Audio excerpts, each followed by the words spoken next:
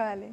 Vamos a hablar sobre la fertilidad, porque muchas personas son muy fértiles, pero otras están en el camino y en la búsqueda de poder concebir a un nuevo ser dentro de la familia. Entonces hablemos un poco de qué factores pueden intervenir en la fertilidad, tanto del hombre como de la mujer, porque a veces pensamos que Ujú. solamente la responsable es la mujer.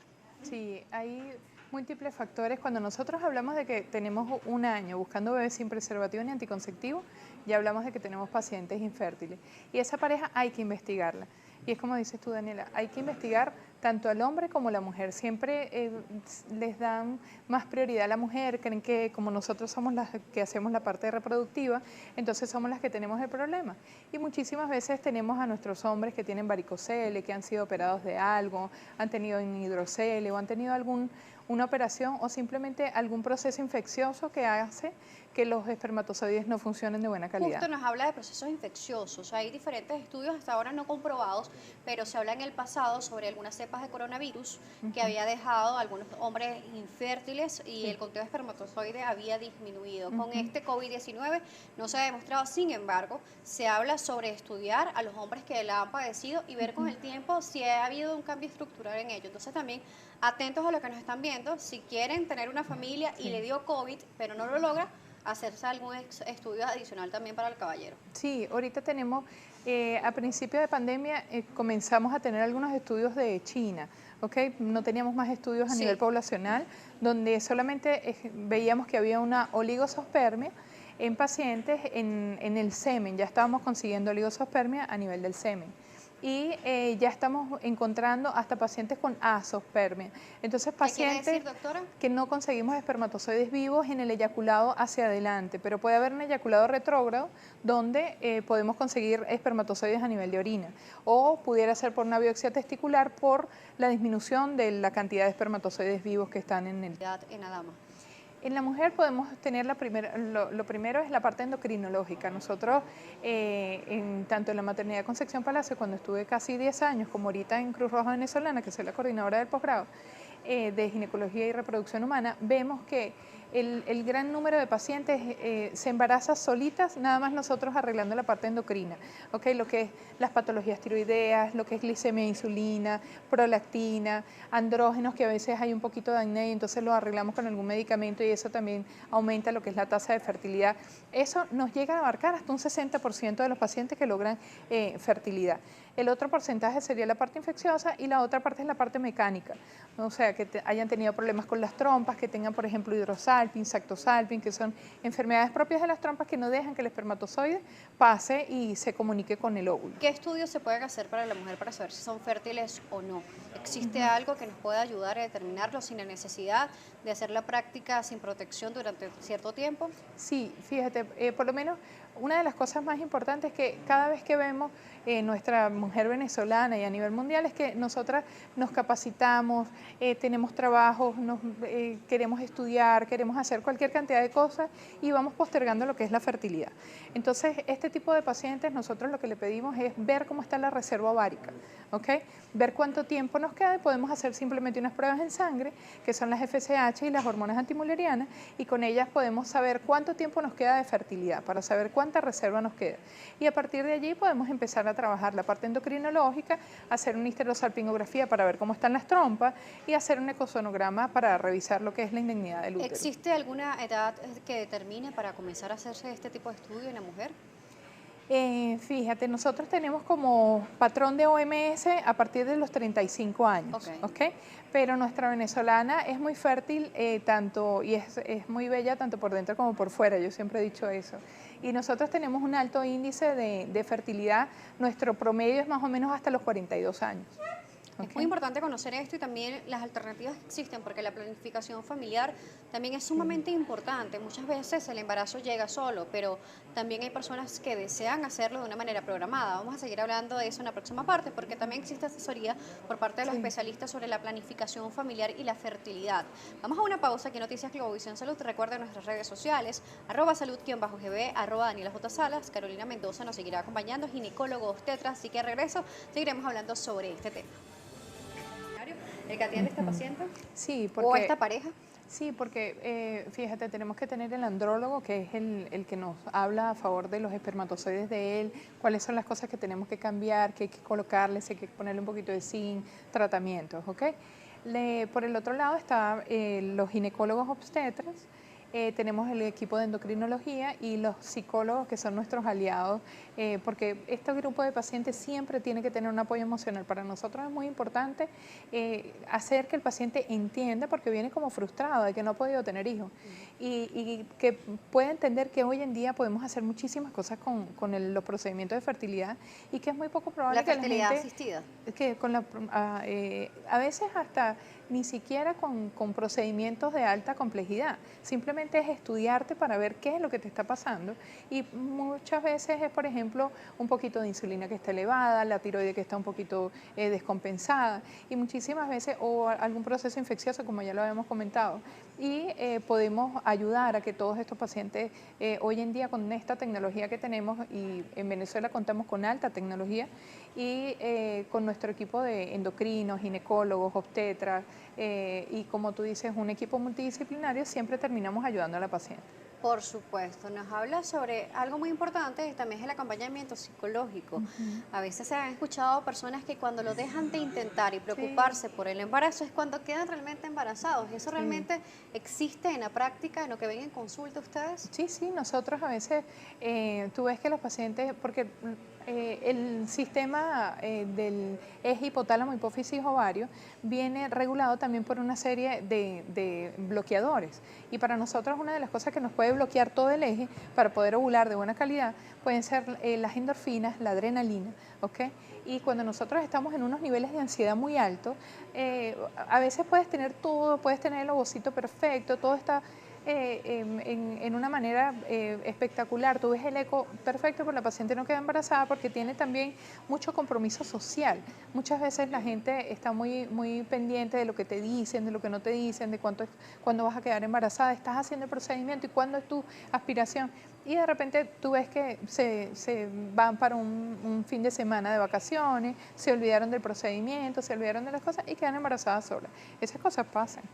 Es Eso más, en mi consultorio dicen que mi silla tiene espermatozoides, que donde se sientan caen, porque nosotros le hablamos mucho, hacemos que la gente se relaje, que sienta que no tiene que tener la presión social, sino que la fertilidad tiene que ser algo que simplemente tienes que buscar las causas para poderlas atacar. por supuesto, vemos muchos factores. Por ejemplo, se habla de que las mujeres con ovarios poliquísticos, muchas de ellas son infértiles, pero ¿realmente es el 100% o es algo que va unido a los ovarios poliquísticos? Lo que pasa es que la paciente que tiene ovario poliquístico no tiene un momento ovulatorio.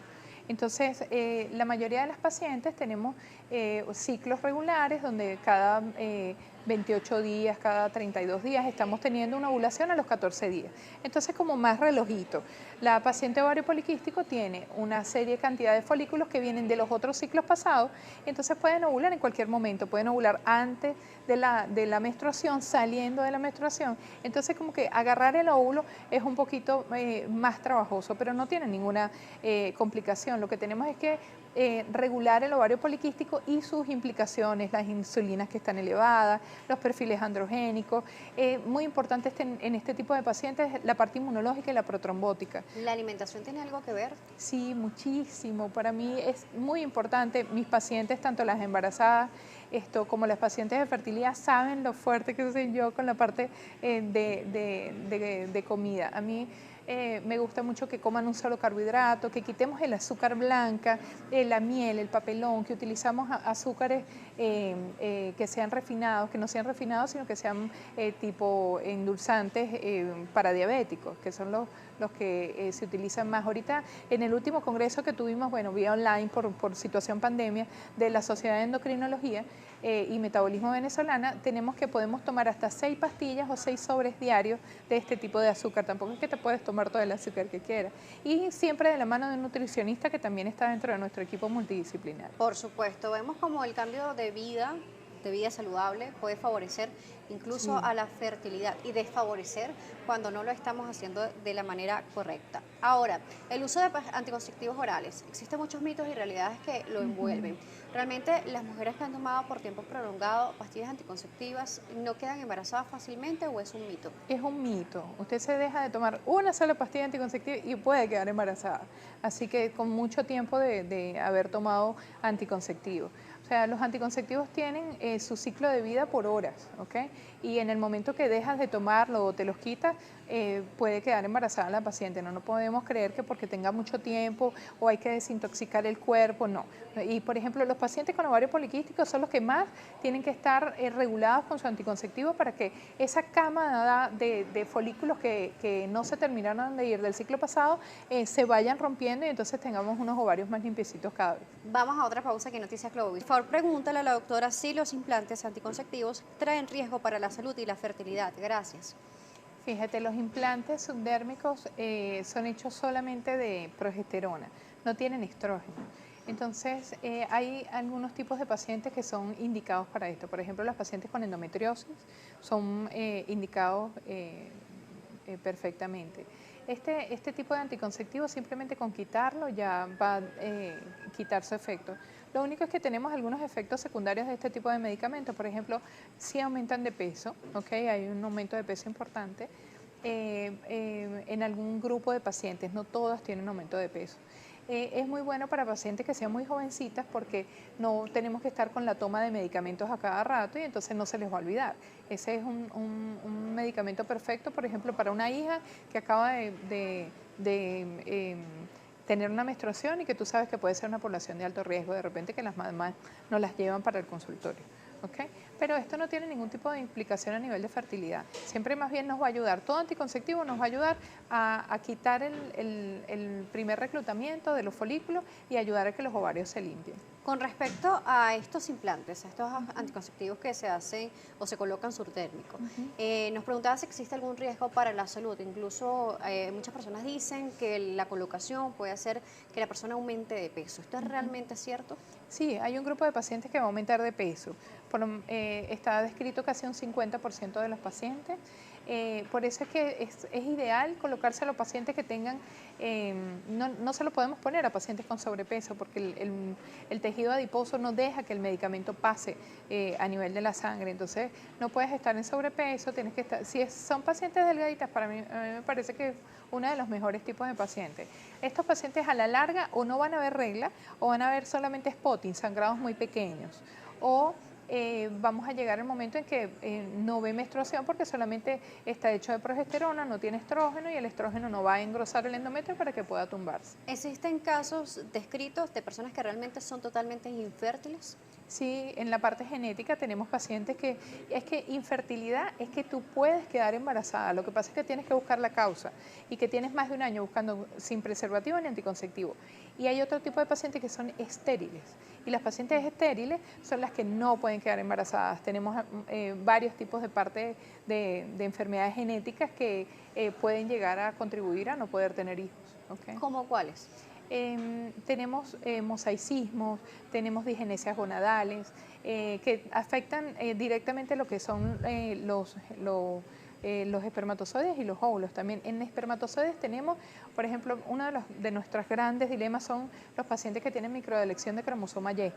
Estos pacientes nosotros los podemos dejar embarazados por un procedimiento de alta complejidad como es el ICSI, que es una inyección intracitoplasmática de espermatozoides vivos, pero con un consentimiento informado explicándole al paciente que si tiene un hijo varón va a tener la misma condición y el hijo varón tendría que hacerse un ICSI para poder quedar embarazado y si es una niña entonces no va a tener problemas genéticos. Entonces ahí va un consentimiento genético y sí hay algún tipo de enfermedades que no pueden llegar a tener hijos o que pueden llegar a tener condiciones especiales. Genética, herencia. Por ejemplo, si en una familia vemos una familia bastante fértil, Ujú, con una gran cantidad de hijos, ujú. puede haber uno que sea estéril. Sí, claro, sí pueden haber mutaciones y pueden haber, porque acuérdate que cada paciente es individualizado. O sea, cada quien tiene, a pesar de que tú puedes venir, y es más, hoy tuve en la consulta en la mañana un paciente que me decía, pero es que todo, un varón, un hombre que venía con su esposa y él me decía, pero es que toda mi familia han tenido de 3 y de 4 y de 5 muchachos y él tiene una oligosospermia severa. Entonces cada quien es individualizado y en el momento que usted vea que usted tiene más de un año buscando bebés sin preservativo ni anticonceptivo, tiene que buscar un especialista. Doctora, se nos terminó el tiempo, pero seguro quedaron muchas dudas sobre lo que sería la fertilidad, incluso las personas que podrían pensar que son estériles, pero deben hacerse los estudios necesarios para poder determinarlo y ser guiado por un especialista. ¿Cómo la pueden contactar? Mis redes sociales son doctora Carolina Mendoza Vivas y el teléfono es 0426-520-4508. Gracias por acompañarnos el día de hoy. Gracias a Repetimos usted. el número. 0426-520-4508 y @ doctora Carolina.